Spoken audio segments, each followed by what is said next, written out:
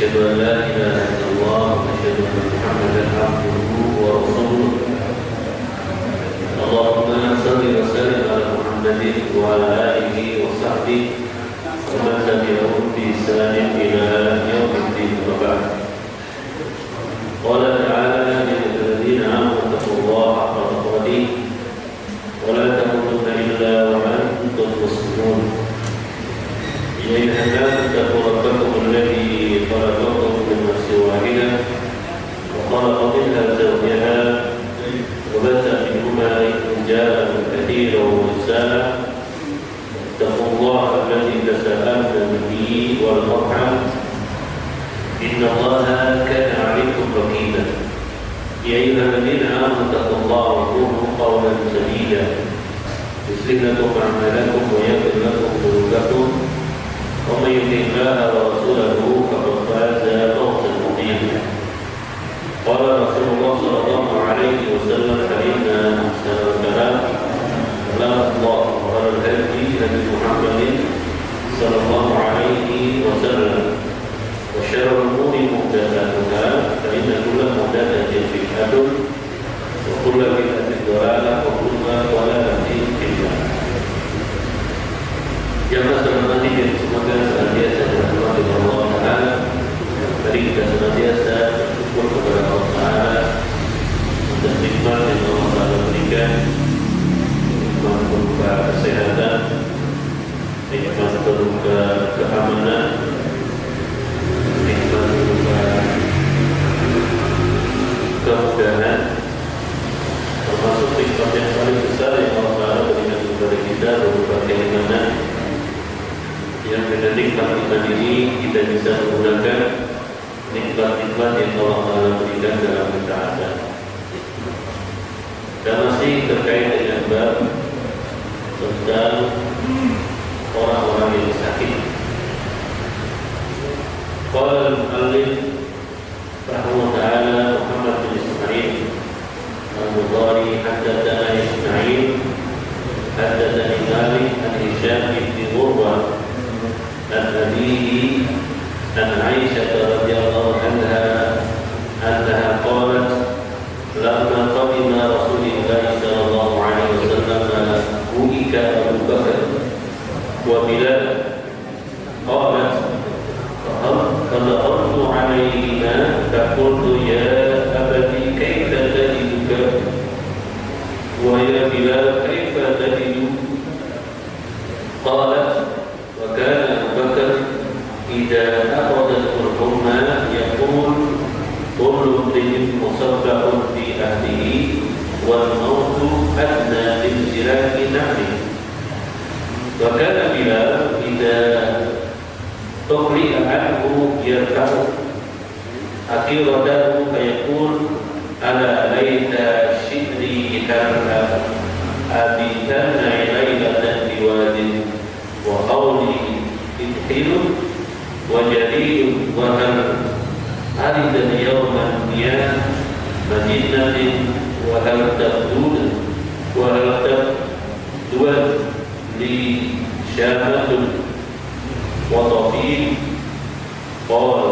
قالت عائشة: فجئت رسول الله صلى الله عليه وسلم فأحببته فقال: اللهم حبب إلينا المدينة كحبنا مكة أو أشد وصححها وبارك لنا في صاعها ومضيها واذكر حماها فاجعلها بالجحفة.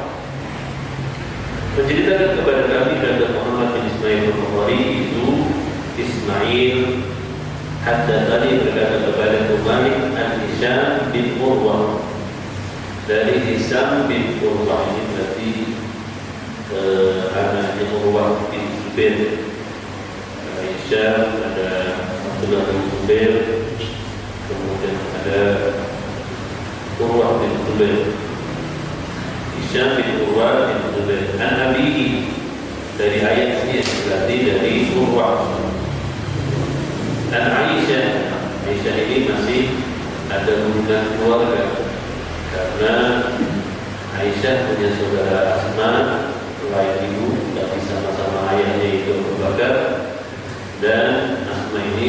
suami namanya Zubair bin Awwam. Yang dalam Zubair adalah Awwam. Kata Aisyah radhiyallahu anha, annaha qalat, berkata, lamma qadima Rasulullah sallallahu alaihi wasallam, tatkala Nabi sallallahu alaihi wasallam sampai Buika Abu Bakar wa Bilal, sampai di Madinah. Abu Bakar dan Bilal ini menderita sakit. Dua orang yang mulia dalam Islam, yaitu Abu Bakar, di mana Abu Bakar adalah ayah dari Aisyah radhiyallahu anha dan lisannya Nabi SAW, dan Aisyah menjadi istri Nabi SAW. Dan juga Bilal orang yang pernah dimerdekakan ketika dahulu masuk Islam, masih dari status perbudakan dan disiksa oleh tuannya, lalu dimerdekakan oleh Abu Bakar. Qalat, kata Aisyah, badaqtu alaihina, aku masuk kepada mereka ketika mereka masih sakit, ketika Nabi Rasulullah sampai ke Madinah.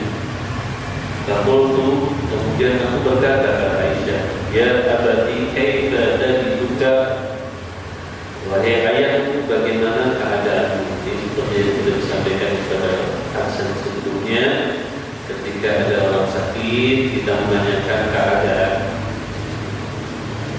Demikian pula dia berkata kepada Bilal, wahai Bilal,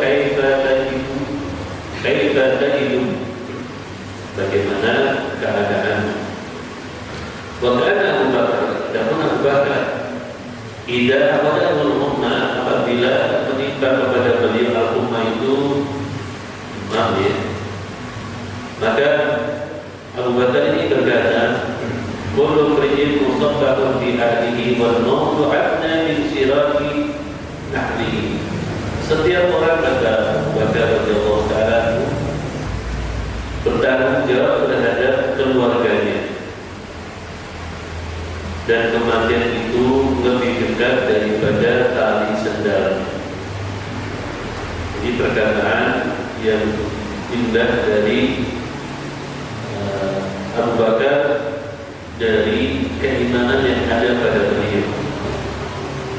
Beliau radhiyallahu ta'ala ketika terserang demam, beliau berkata, kullu mri'in musabbahun fi ahlihi, seseorang itu di setiap harinya itu bertanggung jawab, berbagi terhadap keluarganya, dan dia bertanggung jawab atas keluarganya. Maka kemudian beliau juga berkata, wal mautu adna min sirati na'li. Demikian pula keadaan seseorang itu sangat dekat dengan kematian. Kalau sudah sakit itu kematiannya itu lebih dekat daripada tali sendalnya. Ini ungkapan seorang yang mulia yang namanya Abu Bakar As-Siddiq, salah seorang sahabat yang memiliki kemuliaan yang luar biasa. Bahkan dia disebutkan ketika Ali bin Abi Thalib pernah ditanya oleh putranya yang namanya Muhammad bin Al-Hanafiyah. Jadi Ali itu punya putra tapi bukan dari Fatimah. Ya. Setelah Fatimah meninggal, lalu beliau menikahi perempuan yang lain dari Bani Hanafiyah. Dan beliau mempunyai anak, diantaranya namanya Muhammad bin Al-Hanafiyah. Dia berkata ketika ditanya oleh putranya, qultu li abi ayyun nasi khairun ba'da Rasulillah sallallahu alaihi wasallam. Anaknya ini berkata kepada ayahnya itu Ali bin Abi Thalib, siapa manusia terbaik setelah Rasulullah sallallahu alaihi wasallam? Lihat jawaban Ali bin Abi Thalib. Ya. Ali menjawab, qala Abu Bakar. Orang terbaik setelah Rasulullah SAW, kata Ali yang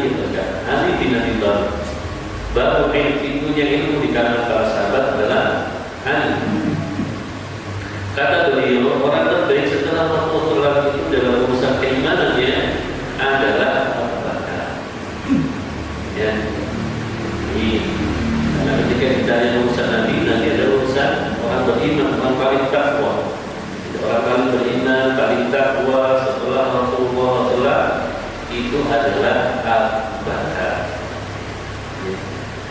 orang yang mulia. Selisihnya dengan Nabi usia 2 tahun. Jadi Rasulullah duluan, ya. Kemudian baru setelah Rasulullah lahir 2 tahun berikutnya Abu Bakar lahir. Makanya wafatnya sama-sama usianya 3, tapi wafatnya 2 tahun setelah Rasulullah. Jadi setelah Rasulullah wafat, Abu Bakar itu jadi khalifah berlangsung selama 2 tahun. Jadi khalifah. Dan usia wafatnya sama dengan usia Rasulullah wafat, 63. Jadi menjadi orang terbaik setelah Rasulullah SAW. Beliau orang yang mulia, termasuk as-sabiqun al-awwalun, orang yang pertama kali masuk dalam Islam. Abu Bakar As-Siddiq radhiyallahu anhu mendukung perjuangan Nabi dari awal sampai akhir. Itu sosok Abu Bakar. Padahal secara fisik beliau itu orangnya kecil, artinya badannya kurus, ya. Tetapi hatinya kuat. Maka walaupun badannya kurus, beliaulah yang menemani Nabi hijrah. Padahal menemani Nabi berarti siap untuk mati, kan? Mau Nabi dikejar-kejar sama Abu Quraisy sampai itu ada sayembara siapa bisa menangkap Nabi maka dapat 100 ekor unta. Jadi, tetapi yang Bakar As-Siddiq radhiyallahu ta'ala seorang sahabat ya, dengan kekuatan keimanannya itu, masya Allah. Jadi orang yang sangat berani ketika mendampingi Nabi dalam hijrah. Dan ketika masuk ke 2 tur, ya, beliau yang masuk duluan. Padahal secara fisik, Nabi Rasul, tapi karena keimanannya, kecintaannya kepada Nabi, beliau yang masuk duluan, membersihkan tempatnya dan menutup celah-celah yang bisa di dalamnya mungkin ada hewan-hewan berbisa. Ya. Hewan-hewan berbisa. Saking cintanya kepada Nabi, setelah dipandang semua sudah siap, beliau baru mempersilahkan Nabi ketika masuk ke dua. Kemudian tidurlah Nabi di pangkuan Abu Bakar As-Siddiq. Dan ternyata kemudian ada seekor binatang berbisa yang lupa ada satu lubang yang terlewatkan. Maka beliau memasukkan jempol kakinya menutupi lubang itu. Dan tentu sengatan yang luar biasa dari hewan berbisa sampai membuat Abu Bakar menangis karena menahan sakit. Ya, dan beliau tidak mau membangunkan Nabi yang berusaha capek melakukan perjalanan ya, hijrah dari Mekah ke Madinah yang melewati jalur yang tidak biasa. Dan Nabi terbangun melihat apa yang terjadi pada Abu Bakar, belum mengetahui, ya. Kemudian merukyah kakinya Abu Bakar, kemudian sembuh seketika. Jadi ini luar biasanya Abu Bakar As-Siddiq radhiyallahu anhu. Bahkan ketika sampai penaklukan Mekah, maka bapaknya Abu Bakar Abu Quhafa itu ya, datang menemui Nabi Rasulullah di bawah sama Abu Bakar, dibawa sama Abu Bakar untuk menyatakan keislamannya. Kemudian Nabi berkata, tidaklah aku lebih baik yang mendatangi ayahmu, ayahmu sudah sepuh, mestinya aku lebih layak mendatangi ayah. Tidak, wahai Rasulullah, biar ayah saya dia datang ke sini. Ketika ayahnya masuk Islam, Abu Bakar menangis. Kemudian ditanya, kenapa kau menangis? Dikiranya kita menangis gembira. Beliau berkata, aku menangis seandainya paman engkau yang mengucapkan syahadat itu lebih aku cintai daripada ayah.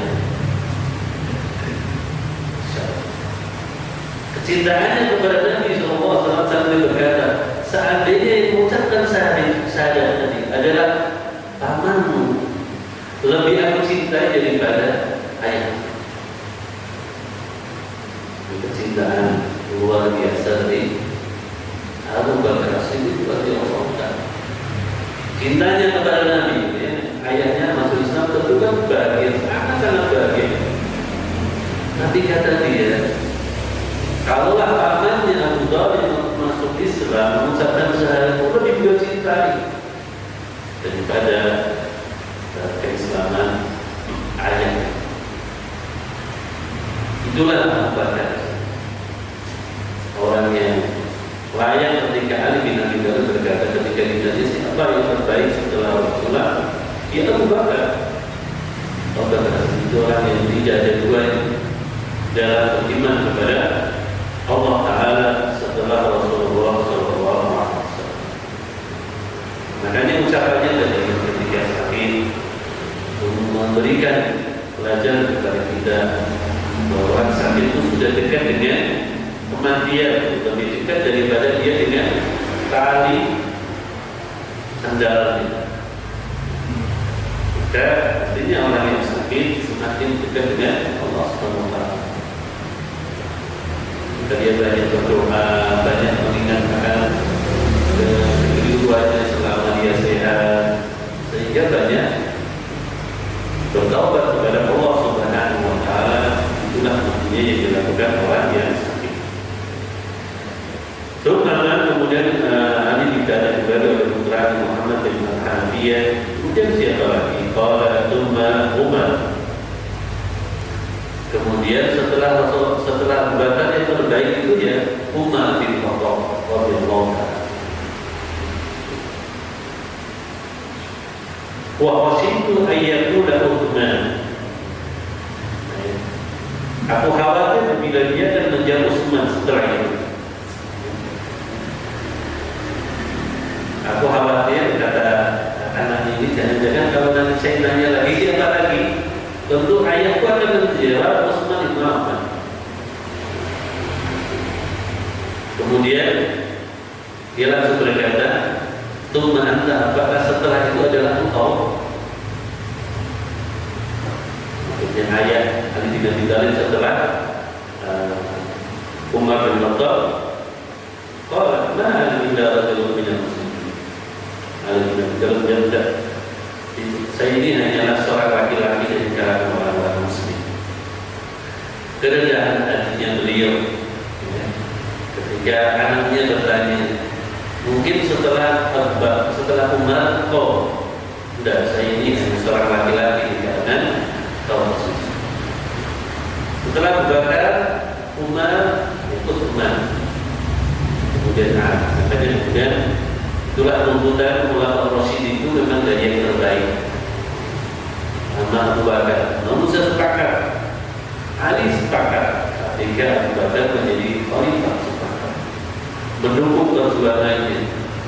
Maka itu berperang dalam peperangan yang dilakukan oleh Abu Bakar ketika memerangi orang-orang yang mengingkari syahadat itu, Ali ikut mendukung kebijakan dari Abu Bakar. Kemudian Abu Bakar hanya diberi Allah Ta'ala waktu selama 2 tahun menjadi khalifah, kemudian beliau wafat karena sakit. Ya, wafat karena sakit, sebagaimana Nabi juga wafat. Sebabnya diantaranya sakit. Allah Ta'ala menakdirkan. Kemudian setelah itu manusia bersepakat ketika Abu Bakar memberikan pilihan kepada Umar. Karena manusia sepakat, termasuk Ali bersepakat. Maka kebijakan Umar, Ali mendukung. Ya, Ali bin Abi Thalib mendukung kebijakan Umar bin Khattab sampai selesai. Bahkan Umar itu melamar anaknya Ali. Ya, biar semakin dekat dengan keluarga Nabi. Jadi Umar ini aku tuh punya kedekatan dengan Nabi karena Hafsah kan putrinya Umar itu jadi istrinya Nabi. Tapi juga masih ingin lebih dekat dengan keluarga Nabi Rasulullah, maka beliau melamar putrinya Ali bin Abi Thalib. Jadi memang itu sahabat-sahabat itu sangat luar biasa. Jadi mereka saling ta'awun, bahkan tidak hanya ta'awun, ya, saling menikahkan satu dengan yang lain. Dan akhirnya beliau menikah dengan salah satu putrinya dari Ali bin Abi Thalib demi ingin lebih dekat dengan keluarga Nabi. Memang keluarga Nabi itu punya keistimewaan. Sekarang lagi rame ya urusan keluarga Nabi. Memang banyak riwayat keluarga Nabi itu memiliki kemuliaan, ya, memiliki kemuliaan, tapi semua kemuliaan itu dengan takwa, ya. Dengan takwa bukan berarti kalau keluarga Nabi mesti maksum, tidak, karena yang maksum hanya Nabi Shallallahu Alaihi Wasallam. Makanya Nabi berkata kepada Fatimah, kalau Fatimah mencuri tetap dibakar tangan.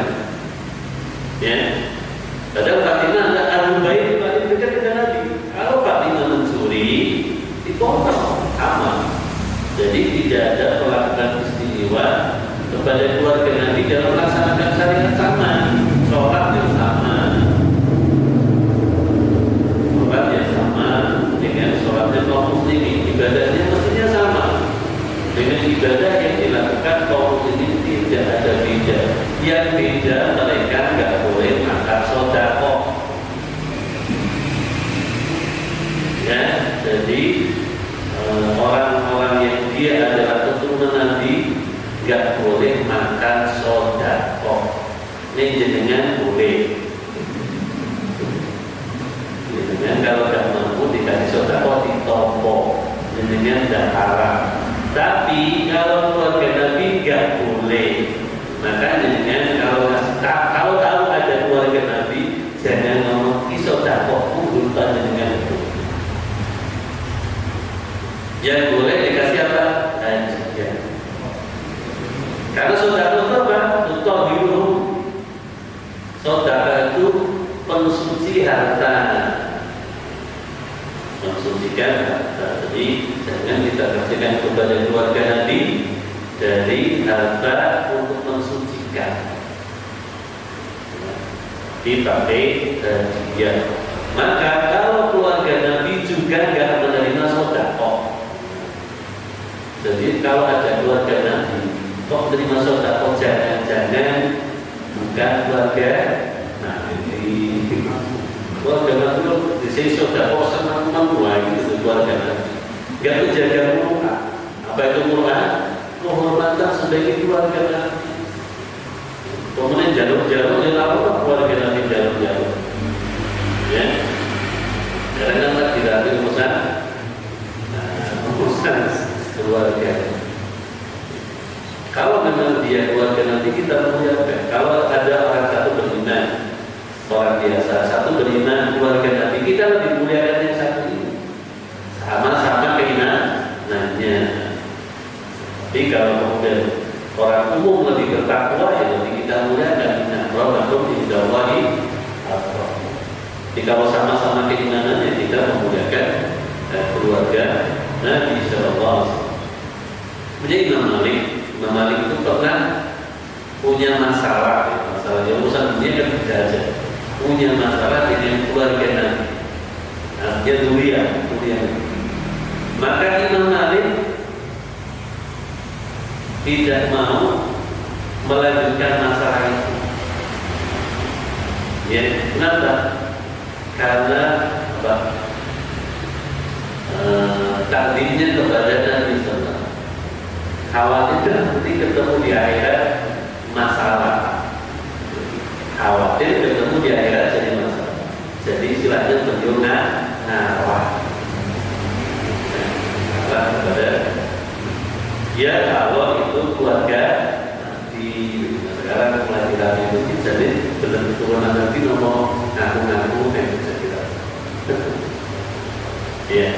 Jadi kalau keluarga nanti ya memang kita muliakan, kita lebih dari manusia secara umum, tetapi kembali kita kepada kaidah inna akramakum indallahi atqakum, yang paling mulia di antara kalian yang paling takwa. Sampai Umar bin Khattab walaupun sudah punya kedekatan dengan Nabi karena anaknya juga istri Nabi, masih ingin dekat lagi ya, dengan melamar anaknya Ali bin Abi Thalib radhiyallahu anhu. Dan Ali juga menamai anak-anaknya dengan nama-nama teman-temannya, Abu Bakar, Umar. Ada namanya Ali, namanya Umar. Ya. Ali menamai anak itu Umar. Ada nama anaknya Ali itu yang namanya Umar. Tidak yang dari jalurnya Fatimah karena Nabi melarang menikahi orang lain selagi beliau masih hidup dan Fatimah masih hidup. Ini juga kekhususan karena Nabi SAW. Maka Nabi tidak menikahi orang lain selain Fatimah, dan kemudian itu adalah Fatimah wafat. Setelah Fatimah, kemudian di latar berikutnya disebutkan dengan perkataan dari Bilal itu Rabah. Wakana Bilal tidak aku. Adapun Bilal apabila tertimpa kepada beliau penyakit, maka beliau pun sama berkata dengan perkataan yang di dalamnya menunjukkan akan keimanan dan ketakwaan. Bilal ini sosok yang kita kenal sebagai penyegar. Bilal bin Rabah juga dia dari Habasyah, dia diperbudak di Mekah. Itu ada zaman perbudakan ketika Nabi diutus. Dia beriman dan termasuk asal dengan awalnya beriman, dan dengan keimanannya disiksa oleh tuannya. Itu Umayyah ditolak. Kemudian ya luar biasa keimanan yang ada pada Bilal, karena Bilal ini cerdas, kemudian mendapatkan keimanan dari Allah Ta'ala, lalu dia pegang-pegang dengan kuat keimanannya, sehingga kita kala disiksa oleh tuannya, bahkan diletakkan di padang pasir, dikasih batu di perutnya yang batu besar, dia tidak bergeming untuk mengucapkan kalimat-kalimat yang diinginkan orang kafir Quraisy, yaitu kalimat yang menunjukkan keluar dari ketaatan kepada Allah Ta'ala atau mudah. Beliau tetap tidak mengucapkan berkata ahad, Allah Tuhan Esa. Dan kemudian Abu Bakar yang melihatnya kemudian membebaskan, ya, membebaskan para budak termasuk Bilal, dan jadilah dia orang yang mulia bersama Islam. Bahkan kemuliaannya dia dipilih sebagai muadzin. Ya. Muadzinnya nanti itu ada dua. Ya. Abdullah bin Maktum, kemudian Bilal. Ya. Bilal bin Rabah. Awalnya Bilal ini yang dipilih oleh Nabi SAW ketika mengatakan ada. Berarti memang Bilal ini suaranya bagus dan tinggi untuk dipakai memanggil manusia.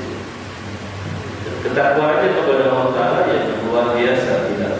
Pada saat itu memang Allah ini menjadi pendamping Nabi Rasulullah para sahabat, karena memang kebaikan hati mereka, sehingga mereka orang-orang yang pantas menjadi pendamping Nabi. Di antaranya sini utama mereka adalah Sami'na wa Ata'na. Pada saat itu orang yang Sami'na wa Ata'na luar biasa kepada Nabi dalam semua urusan itu mereka Samina wa perintah hijrah hijrah. Ya, meninggalkan kampung halaman mereka tinggalkan. Perang perang. Perangnya melawan saudara perang. Perang Badar itu perang kali berat. Lawannya moncone tinggi. Gak cuma moncone datangnya tinggi. Bukan berat. Perang musuhnya datangnya di medan perang kan berat. Tapi mereka saling wawang. Ya, seperti Abu Ubaidah bin Jarrah dalam perang Qadarullah harus ketemu bapak. Ya. Sudah di mana lagi bapak yang berada di atas kekufuran, kesyirikan, dan dia berada dalam keimanan. Semula dia mencoba menghindar, tapi malah bapaknya yang kemudian mengincar anaknya. Dianggapnya anaknya murtad kan gitu. Anggapnya anaknya murtad.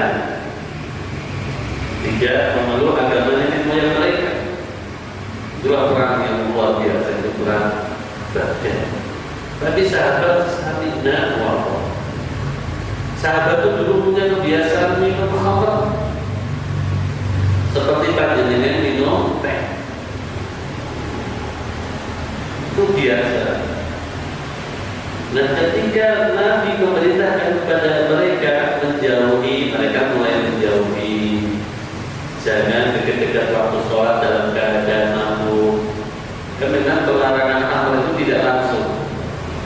Ya, pertama turun yas'alunaka 'anil khamri wal maisir qul fihi ma'ithun kabir wa manafi'u lin-nas wa ithmuhuma akbaru min naf'ihima.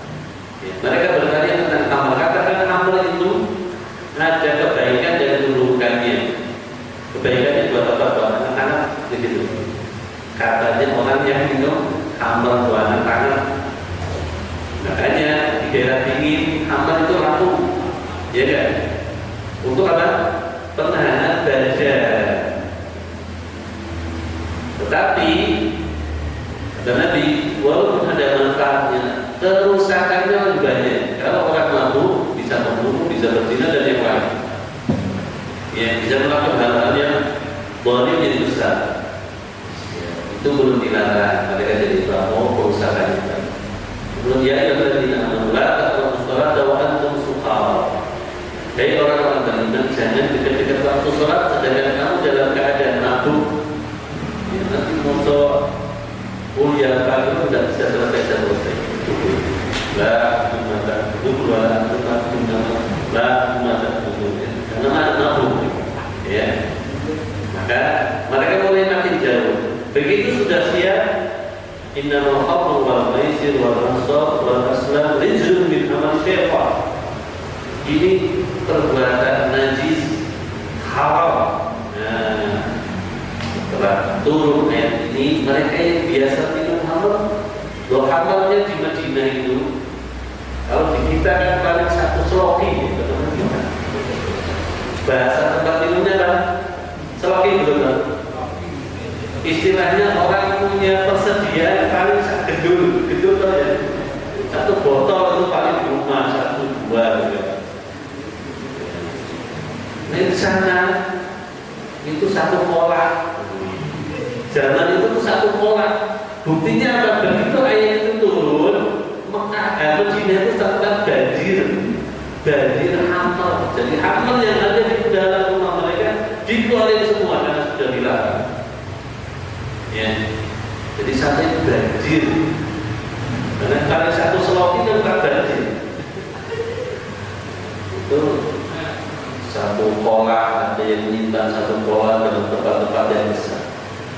Jadi mereka Samina itu bahasa kebiasaan harian udah hilang. Dan itu ada perintah. Termasuk perempuan-perempuan yang disuruh menutup auratnya. Itu sampai-sampai ada yang pinjem sama tetangganya karena nggak ada pakaian yang lain. Ada yang orang di zaman sekarang ketika mau keluar nggak bisa gara-gara pakaiannya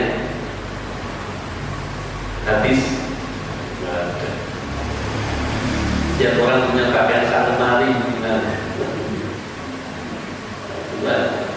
Bahkan ada yang nggak ada sampai korden, korden yang dipakai untuk nutup jendela diambil dipakai untuk kain tujuh.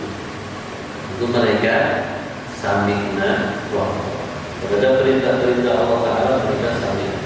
Itulah yang kemudian akan menjadikan mereka mulia.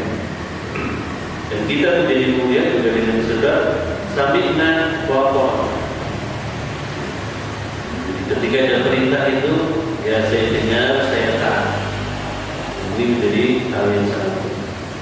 Demikian pula bila Rasulullah tatkala sampai kepada beliau sakit, maka belum mengucapkan kalimat-kalimat yang menunjukkan akan jiwanya yang beriman kepada Allah Subhanahu wa Ta'ala. Baik, karena yang dalam kita lanjutkan menggunakan kalau Isya ya, dari hadis yang diriwayatkan oleh Aisyah radhiyallahu anha yang disebutkan oleh Bukhari dalam Adabul Mufrad. Kita sebutkan subhanallah wa bihamdihi asyhadu an la ilaha illa anta astaghfiruka wa atubu ilaik. Assalamualaikum